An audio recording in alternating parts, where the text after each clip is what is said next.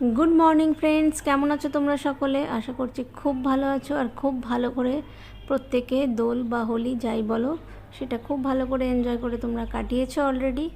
तो आज के आबार चले एसेছি एकदम दीघा सिरिजेर एक नतून भिडियो निये। तो তোমাদেরকে অলরেডি আগেই বলেছি যে দীঘাতে প্রচুর ভিডিও বানিয়েছি, একটা একটা করে তোমাদের কাছে নিয়ে আসবো। আজকে হচ্ছে সেকেন্ড একটা ভিডিও নিয়ে এলাম দীঘা সিরিজের। প্রথম ভিডিওটা ছিল শুধু দীঘার যে পৌঁছানো অবধি ফার্স্ট জার্নিটা। সেকেন্ড ভিডিও থেকে দীঘার আমি সমস্ত কিছু শুরু করেছি, তাতে হোটেলের ভিডিও ছিল। আর এটা হচ্ছে দীঘার মানে থার্ড ভিডিও বলতে পারো, কিন্তু দীঘার রিলেটেড ব্লগের মধ্যে এটা সেকেন্ড ভিডিও। মোহনা দীঘা যাব আর মোহনাতে যাব না সেটা তো হতেই পারে না। মাছ কেনার জন্য বলো কিংবা সূর্যোদয় দেখার জন্য বলো, দুটো জিনিসের জন্যই মোহনাটা খুব বিখ্যাত। মোহনা না গেলে ওই জিনিসগুলো ঠিক সেইভাবে ফিল করা যায় না, এনজয় করা যায় না। তো যেমন ভাবা তেমন কাজ। আমরা যেহেতু স্যাটারডে গিয়ে পৌঁছতে 10:30 11টা বেজে গেছিলো, তাই সেদিন তো আর সেটা পসিবল হয়নি। তাই সানডে একদম আর্লি মর্নিংয়ে আমি আর আমার হাজব্যান্ড মোহনা চলে গেলাম। ছেলে যায়নি কারণ খুব টায়ার্ড ছিল, ঘুমোচ্ছিল। তাও সেই দিনে হিসেব মতো ঘড়িতে দেখাচ্ছিল 5:40 সূর্যোদয় আছে। তো সেইটা হিসেবটা ক্যালকুলেশন করেই আমরা মোহনাতে পৌঁছে গেলাম। প্রায় ওই 5:15-20 মধ্যেই আমরা মোহনাতে চলে গিয়েছিলাম, কারণ আমরা চেয়েছিলাম ওই জাল নিয়ে মাছ তোলা ব্যাপারটা দেখতে। যদিও সেটা আমরা দেখতে পাইনি, জানি না কোন দিকে হয়, হয়তো আমরা জানতাম না বলে দেখতে পাইনি। তো যাই হোক, কিন্তু যখন গেলাম তখন মোহনাতে এত লোক ছিল যে কেউ বলবে না যে এতটা সকাল এতটা ভোর।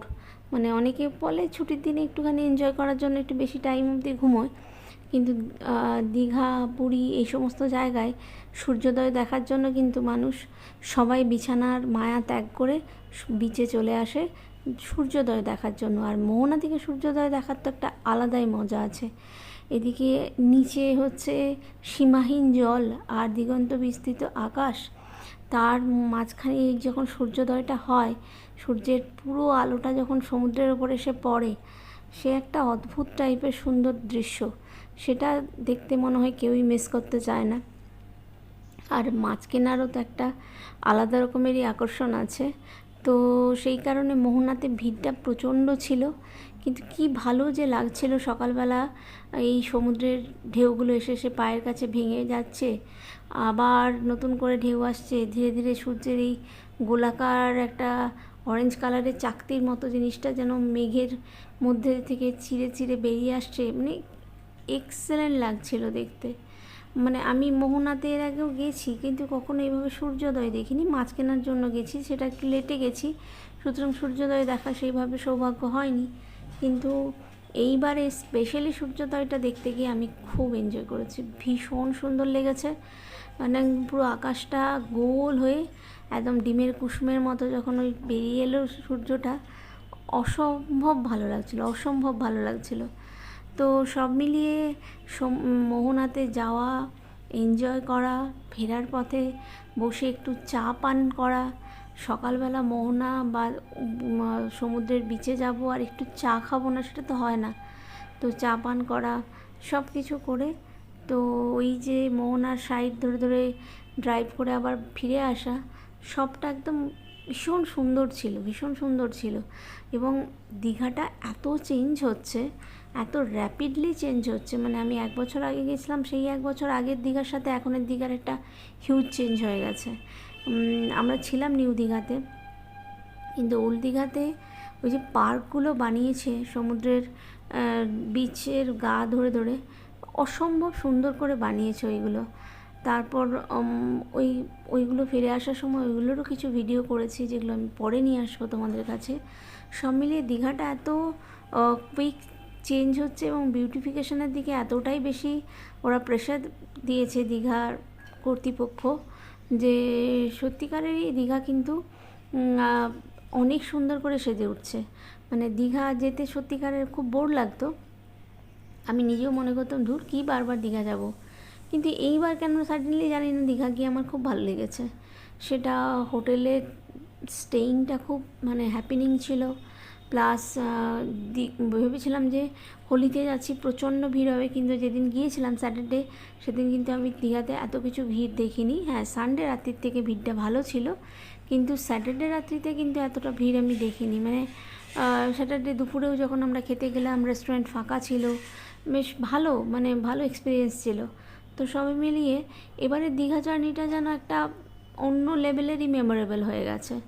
সেটা আমি ভিডিও করার জন্য এত মাইনিউটলি দীঘাটা দেখছিলাম সেটা কি না, নাকি এমনি সত্যিই দীঘাটা অন্যরকম লাগছিল বলে ভালো লেগেছে সেটা আমি জানি না।